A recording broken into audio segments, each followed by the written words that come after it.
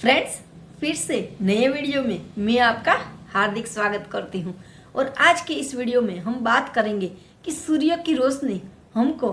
कौन से टाइम पे लेनी चाहिए और कितनी देर लेनी चाहिए ताकि हमारी हेल्थ को उसका बेनिफिट हो। वैसे तो फ्रेंड्स, आप दिन में कभी भी सूर्य की रोशनी ले सकते हैं और उनसे बेनिफिट भी होता है। ऐसा नहीं है कि दिन में लेंगे तो बेनिफिट नहीं मिलेगा, लेकिन यदि आप सुबह सुबह सूर्य की रोशनी लेते हैं तो वो ज़्यादा बेनिफिट करती है, क्योंकि आप जब 7 से 8 घंटे की नींद लेकर उठते हैं तो आपका शरीर और मन दोनों फ्रेश होता है और हमारी जो एनर्जी है वो भी एकदम ताज़ी होती है। तो उस टाइम पर यदि आप सूर्य की रोशनी लेते हैं तो हमारे स्किन के द्वारा वो जल्दी से एब्सॉर्ब होती है। उनकी वजह से हमारा बॉडी के अंदर उनका जो लाभ मिलना चाहिए वो अच्छे से मिलता है। और जो सुबह की रोशनी होती है वो थोड़ी सी हल्की और कोमल होती है, क्योंकि दिन में जैसे जैसे सूरज की गर्मी बढ़ती है तो उस टाइम पे गर्मी ज़्यादा होती है। उनकी वजह से हम शायद एक्सपोज ना हो पाए, और जो भी सेंसिटिव स्किन वाले हैं वो यदि सुबह में सूर्य की रोशनी ले तो उनके लिए वो अच्छा है। इसलिए यदि हो सके तो आप सुबह के टाइम पे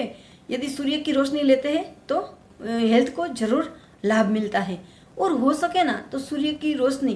पेट के ऊपर, मतलब जो नाभि के ऊपर और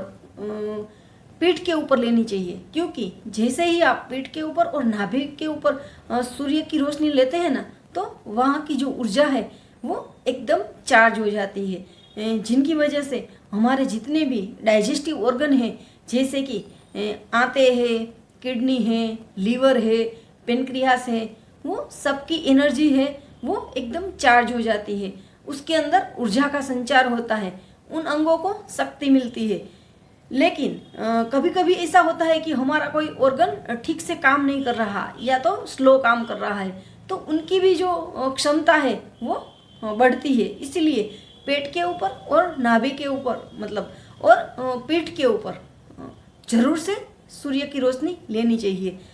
कभी कभी लेडीज़ लोगों को क्या प्रॉब्लम होता है कि वो जॉइंट फैमिली में रहते हैं, तो उनका प्रश्न होता है कि हम कैसे पीठ के ऊपर और नाभि के ऊपर सूर्य की रोशनी लें। तो उनके लिए एक ही समाधान है कि आपके घर के अंदर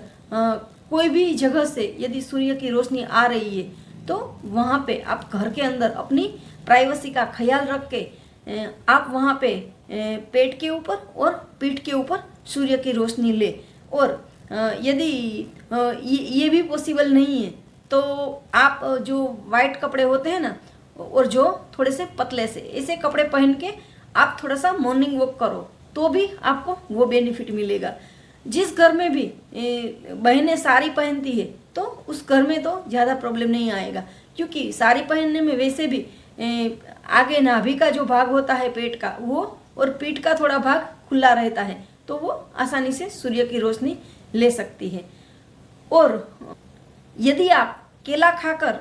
बाद में सूर्य की रोशनी में जाते हैं तो आपको डबल लाभ मिलता है, क्योंकि केले के अंदर कैल्शियम होता है और सूर्य के अंदर विटामिन डी होता है, जो हमारे स्किन के थ्रू हमारे बॉडी में एब्सॉर्ब होता है। तो कैल्शियम को पचाने के लिए विटामिन डी चाहिए और विटामिन डी को पचाने के लिए कैल्शियम चाहिए। तो इस तरह से यदि आप केला खाकर सूर्य की रोशनी में जाएंगे तो लेडीज़ के अंदर उम्र के साथ में जो भी कैल्शियम की कमी पाई जाती है उसका नेचुरल सॉल्यूशन हो सकता है। क्योंकि हम डॉक्टर के पास जाते हैं ना तो वो हमें कैल्शियम और विटामिन D3 की गोली लिख कर देते हैं, जो सिंथेटिक वे में हम लेते हैं। तो उनसे बेहतर है कि हम नेचुरल वे में इस तरह से कैल्शियम और विटामिन डी को बैलेंस करेंगे ना तो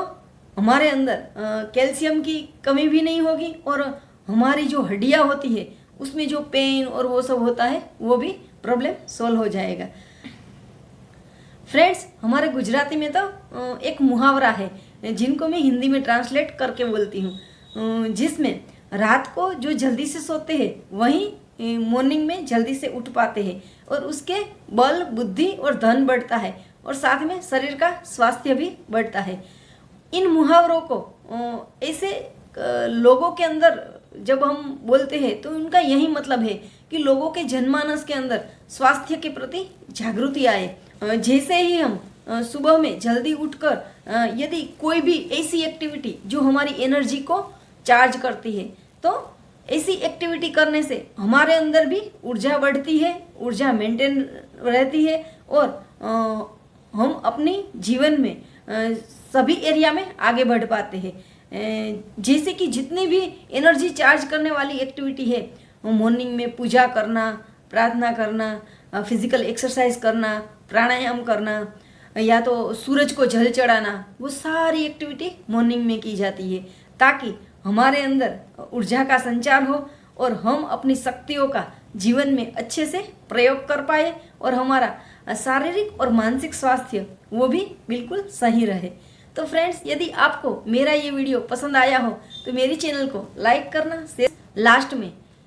परमपिता परमात्मा ईश्वर अल्लाह वाहेगुरु आप जिसको भी मानते हो वो उनकी हथेलियों में आपको सुरक्षित रखे, आपको सुख और समृद्धि दे और लंबा और निरोगी आयुष्य दे, ऐसी प्रार्थना के साथ thank you very much and take care yourself.